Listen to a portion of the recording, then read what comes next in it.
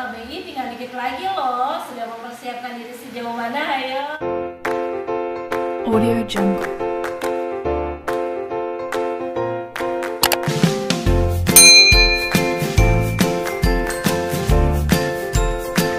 Assalamualaikum, apa kabar ya teman-teman semua? Semoga semua dalam keadaan baik ya. Teman-teman, gak kerasa ya UKBI tinggal dikit lagi loh. Sudah mempersiapkan diri sejauh mana? Ayo. Teman-teman, senang banget hari ini saya Siti Rafika Putri atau Bubun Putri akan membahas lagi tentang prediksi soal-soal yang akan keluar di UKBI tahun ini, terutama dalam komputer based test. Nah teman-teman, semangat ya semuanya. Tanpa berlama-lama lagi, yuk kita langsung aja ke dalam soal-soal pembahasan di UKBI ini. Teman-teman, sebelumnya jangan lupa ya untuk subscribe channel ini, like, komen, dan juga share biar saya tambah semangat dalam mengembangkan channel ini. Ini adalah soal pertama kita. Pertama kali yang harus teman-teman baca, dibiasakan adalah pertanyaannya. Tindakan apakah yang paling tepat sesuai kasus tersebut? Lalu teman-teman baca sekilas untuk pilihannya A, B, C, D, dan E. Lalu setelah itu teman-teman baru baca soalnya. Seorang perempuan umur 29 tahun, G1P0A0, usia kehamilan 40 minggu, kala 2 di BPM. Hasil anamnesis ingin meneran.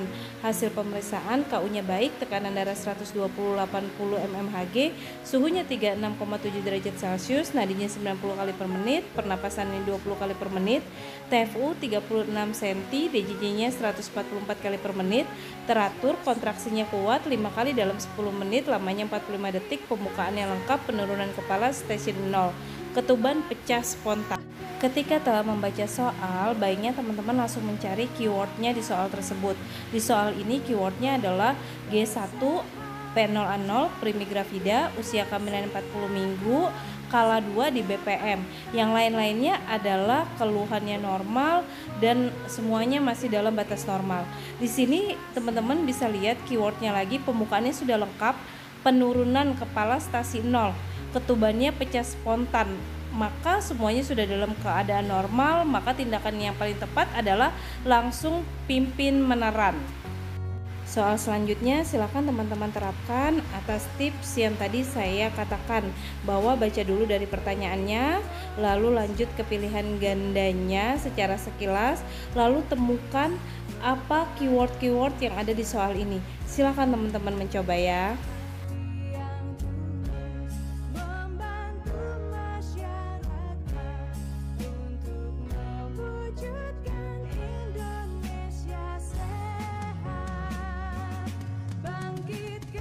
Baik teman-teman, sudah dibaca soalnya dengan baik, sudah dicari keywordnya, pastinya teman-teman sudah punya nih jawabannya apa ya. Sekarang saya akan bahas untuk jawaban soal ini.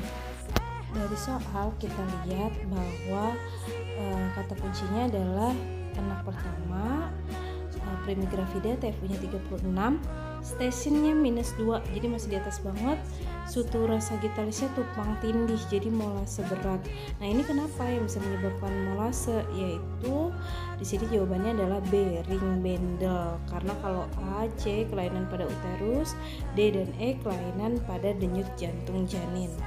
Sudah semakin pintar nih ya teman-teman. Sekarang soal selanjutnya silahkan dibaca dulu apa yang ditanyakan, lalu sekilas pilihan gandanya baru ke dalam soalnya. Silahkan teman-teman cari keywordnya di soalnya, jangan lupa agar memudahkan teman-teman untuk menjawab.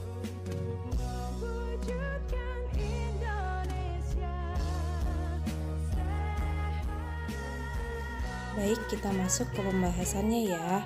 Di sini keywordnya adalah P2A0 nifas 14 hari. Jadi ini kejadiannya 14 hari setelah masa nifas. Payudaranya bengkak, tegang, nyeri, bayi tidak mau menyusui. Nah, keyword yang jelasnya adalah payudaranya keras, kemerahan, dan nyeri saat dipalpasi. Jawabannya adalah C, mastitis.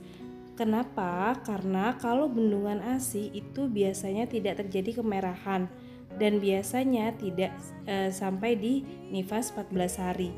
Jadi karena di sini ada kemerahan dan waktunya 14 hari, maka jawabannya adalah C, mastitis. Baik, gimana jawaban kalian? Pasti banyak yang benar ya.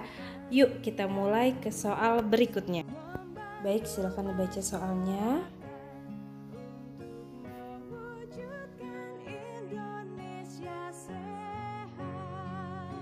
Kita harus perhatikan ya pertanyaannya, langkah apa selanjutnya? Yuk kita pembahasan. Nah, di sini kita lihat keywordnya adalah 38 minggu kala 2. Kepala janinnya sudah tampak 5-6 cm depan vulva. Maka tindakan yang tepat, langkah yang tepat adalah memfasilitasi ibu melakukan posisi meneran. Baik, ke soal berikutnya. Hati-hati dengan soal ini karena ada yang menjebak di soal ini. Silahkan dibaca baik-baik, perhatikan pertanyaannya, perhatikan pilihan gandanya, dan perhatikan keywordnya.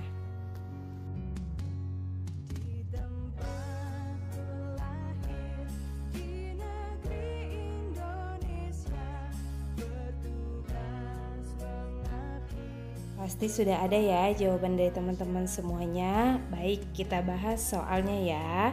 Di sana kata keywordnya adalah G1P0A0 Primi Gravida.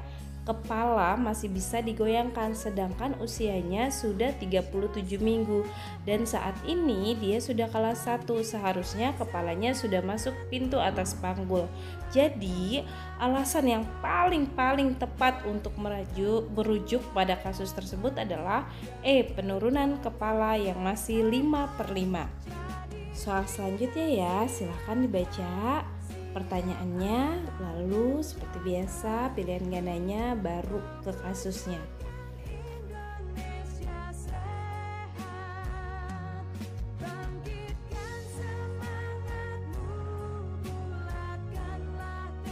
Baik, kita kunci ya jawaban dari teman-teman, kita bahas nih.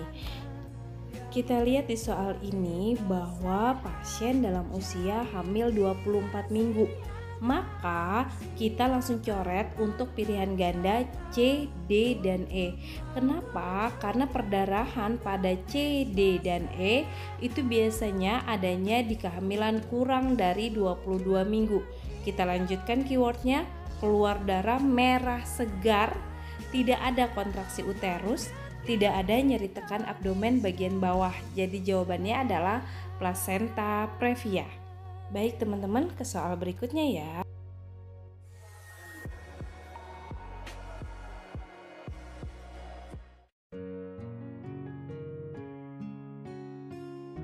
Sudah dapat ya teman-teman jawabannya. Sekarang kita kunci, kita lanjut ke pembahasan. Di sini keywordnya adalah hamil 36 minggu. Tidak ada mules dan nyeri, gerakan janin masih dirasakan. Presentasinya kepala belum masuk pintu atas panggul.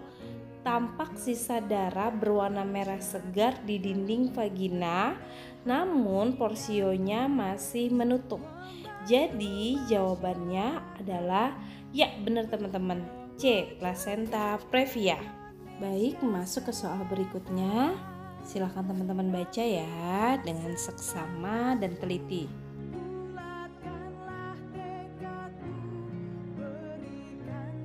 Adakah teman-teman di sini yang masih bingung? Yuk kita ke pembahasan. Di sana ada keywordnya, yaitu keluhan haid sudah lebih dari 10 hari. Ganti pembalut 3 kali per hari. Nah, teman-teman pasti terkecoh ya, karena di sana ada hipermenorea dan ada polimenorea. Yang perlu digarisbawahi adalah ketika polimenorea, maka cairan yang keluar atau menstruasi yang keluar masih seperti biasanya, ganti pembalut 3 kali per hari. Tapi kalau hipermenorea biasanya pengeluaran dari darah menstruasi lebih banyak. Mari teman-teman kita ke soal berikutnya ya. Silakan teman-teman baca dengan teliti.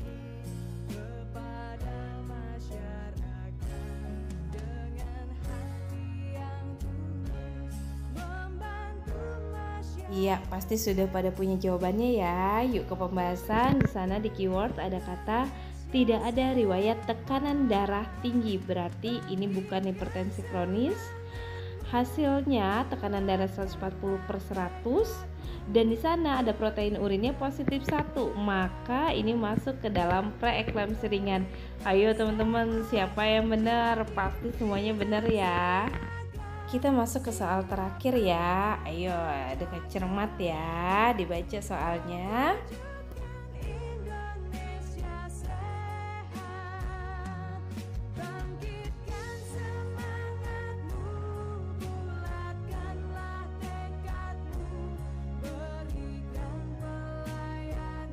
Keren nih, pasti teman-teman udah pada bisa jawab semuanya ya.